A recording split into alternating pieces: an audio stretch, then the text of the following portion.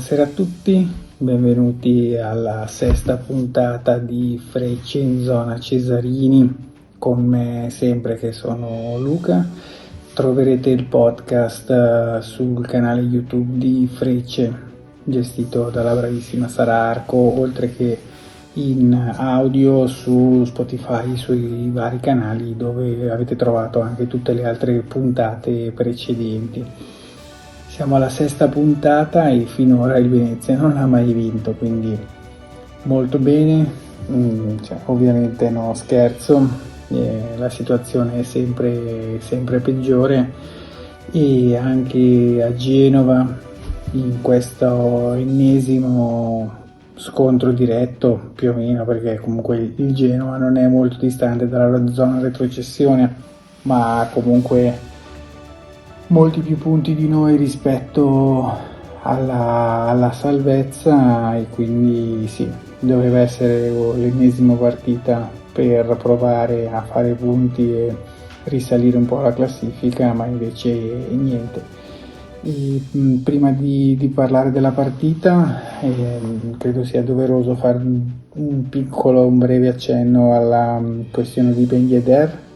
E come sapete io ero fortemente contrario al suo arrivo, quindi sono contento che alla fine il giocatore non si sia accasato qui con noi all'Unione, anche se la figura che ha fatto la società è stata veramente pessima, e nuovamente abbiamo fatto una nuova figuraccia, perché chiamare il giocatore allo stadio, farlo allenare per vari giorni a Mestre con la squadra e da solo eccetera, per poi scoprire il suo passato o i suoi problemi giuridici e dirgli no grazie, abbiamo scherzato, e quindi niente, dimostra forse come nuovamente questa società non abbia le idee chiare.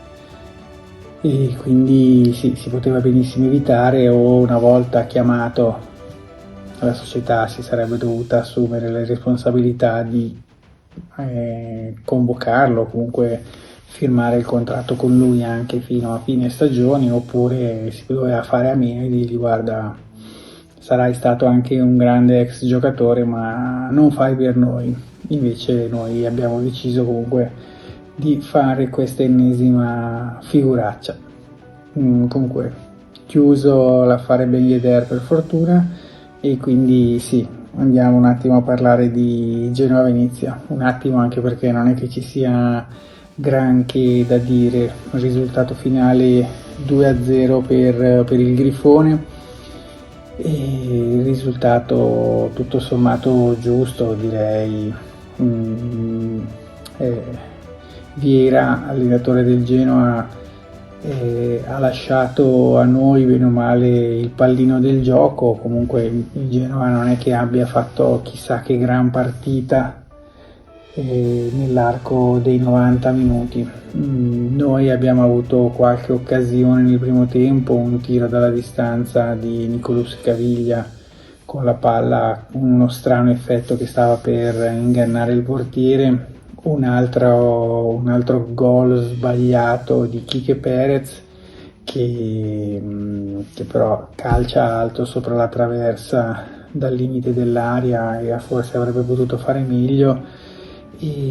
Però a parte queste due occasioni nel primo tempo, nel secondo tempo veramente la squadra, o molti giocatori della squadra, soprattutto in attacco, è come se non fossero mai entrati in campo. Uno su tutti Fila, che doveva essere il sostituto di Poyampalo, il nostro ex capitano e bomber, e che finora non ha invece mostrato di essere all'altezza. È vero, è giovane, è vero, ha fatto solo 2 partite, bisogna dargli tempo eccetera, però nella situazione in cui siamo noi in questo campionato di Serie A non possiamo permetterci di aspettare che il ragazzo si adegui al campionato italiano, si ambienti con i suoi compagni di squadra e poi magari inizi a segnare. Abbiamo bisogno di qualcuno che butti dentro sta maledetta palla in attacco, e prima poi Ampalo comunque 6 gol li aveva segnati, si era sempre impegnato eccetera, giocando in una posizione non adatta alle sue caratteristiche. Adesso con Fila, con Ghicchier, che anche lui gioca sempre scampoli di partita e ha segnato un gol, quindi non è che sia un super goleador. Yeboah finora non pervenuto. Matic giocava al Monza, anzi non giocava al Monza, che è l'unica squadra che è dietro di noi e viene da noi se deve essere lui a salvarci. Siamo veramente messi male. Oristanio è l'unico che ha un po' di doti tecniche per poter fare la differenza e fare gol, ma anche lui gioca molto lontano dalla porta nel sistema di Di Francesco, quindi poco da fare. Quindi ovviamente siamo una squadra praticamente spuntata e diventa difficile fare gol. Se non fanno gol i centrocampisti, chi segna?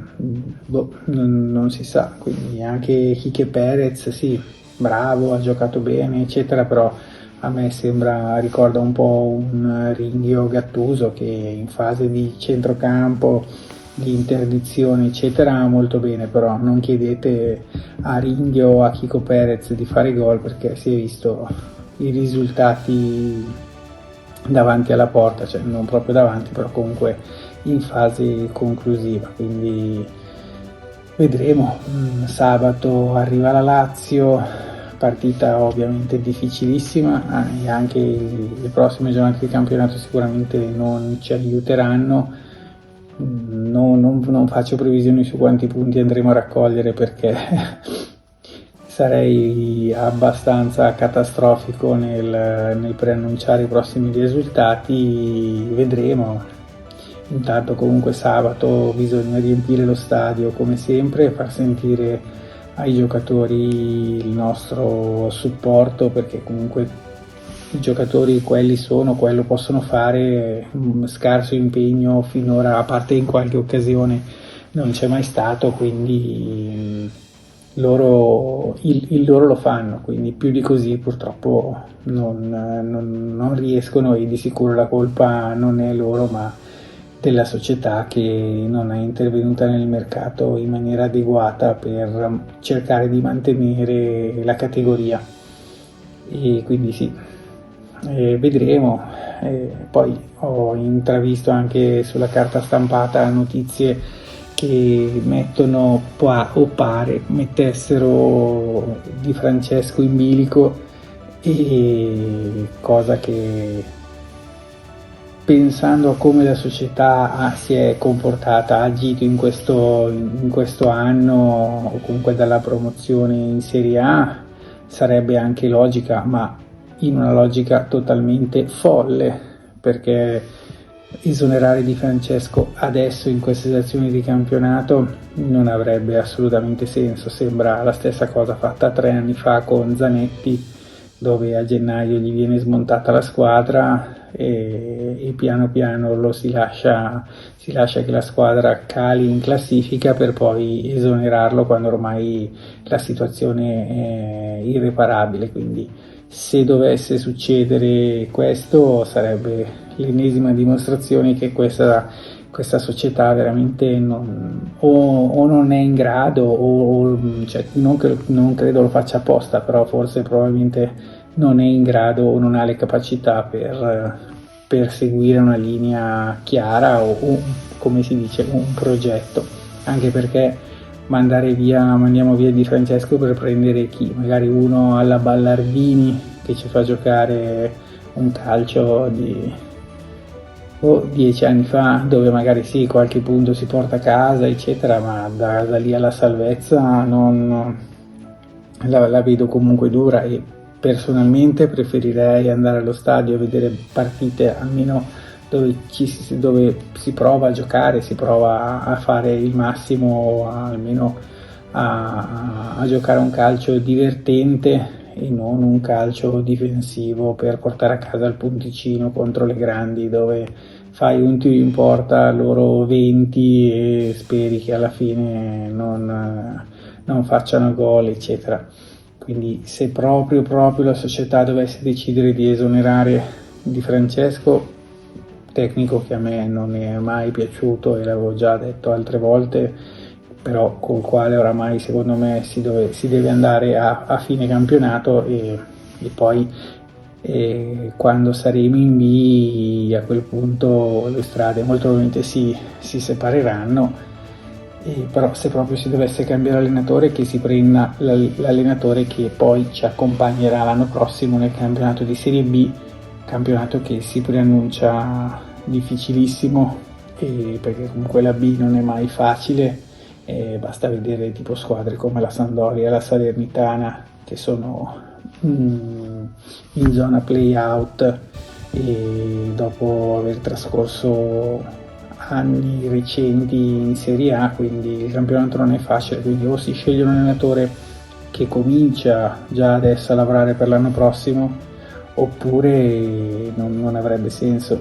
E se proprio si dovesse cambiare, faccio un appello alla società e io come allenatore voglio Ezio Clerian, che non credo alleni più, però secondo me se gli si fa una telefonata e gli si propone la panchina del Venezia dandogli carta bianca, non sarebbe male, perché Glerian all'epoca del Cittadella, si parla di un bel po' di anni fa, giocava un calcio veramente spumeggiante, anche spericolato e folle, ma almeno andiamo allo stadio, ci divertiamo, vediamo magari anche tanti gol, magari perdiamo, ma in perfetto stile Zeman, almeno squadre che giocano, provano a vincere, poi magari il tasso tecnico è più basso dell'avversario, quindi si perde, però sì.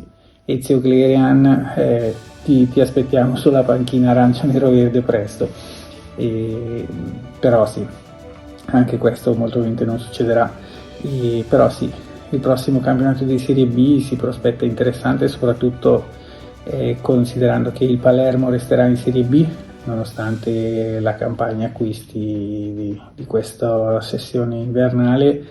Molto probabilmente il Padova salirà in Serie B e quindi avremo questi due super derby con queste due squadre rivali, e quindi saranno 4 partite da vincere assolutamente, quindi ci sarà da divertirsi.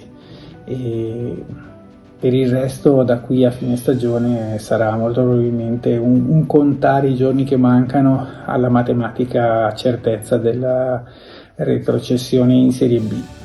Quindi così, sabato, ricordo, si gioca al Penso alle ore 15 contro la Lazio, e Lazio che gioca bene, squadra forte, sicuramente sarà una partita difficile, però noi intanto al Penso ci andiamo, vediamo cosa succede e cantiamo per i nostri giocatori quella che sarà l'hit da qui a fine anno, ovvero sarebbe bello anche vincere, chissà, prima o poi forse da qui a fine campionato una partita la vinceremo anche.